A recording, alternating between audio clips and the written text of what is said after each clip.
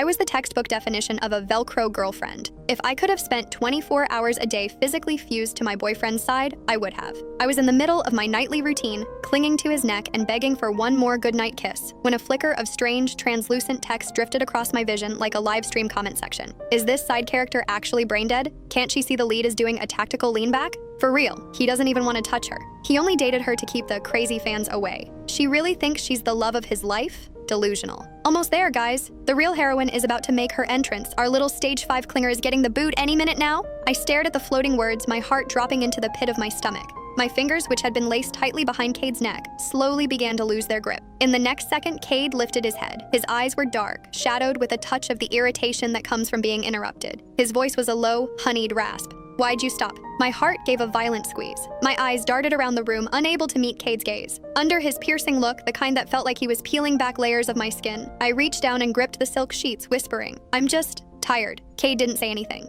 He just watched me for a long beat, probably trying to figure out if I was glitching. After a moment, he rolled over, his back to me. His voice was flat, impossible to read. Then sleep. Staring at the broad, cold expanse of his back, I felt like I'd just swallowed a mouthful of ash. It was bitter and suffocating. I sat up and clicked off the lamp. As I lay back down in the dark, the words from that comment kept looping in my brain. I shifted toward the very edge of the mattress, leaving a vast, empty canyon of space between us. I did my absolute best to stay as far away from Cade as possible. I didn't dare press against him like a heat-seeking missile the way I usually did. Maybe if I stop being so much, I thought, he'll hate me a little less. In the silence, I heard his steady, rhythmic breathing, but my mind was miles away. To be honest, it wasn't like I hadn't noticed. I wasn't that blind. Cade had always been lukewarm. Whenever I tried to get close, I felt that split second of tension in his frame, a subtle rigidity. But I loved him so much it made me stupid. I wanted to be his shadow, his accessory, his constant. Cade never complained out loud. But looking back, those tiny furrows between his brows, the way his jaw tightened, they were all flashing red lights. He didn't want this.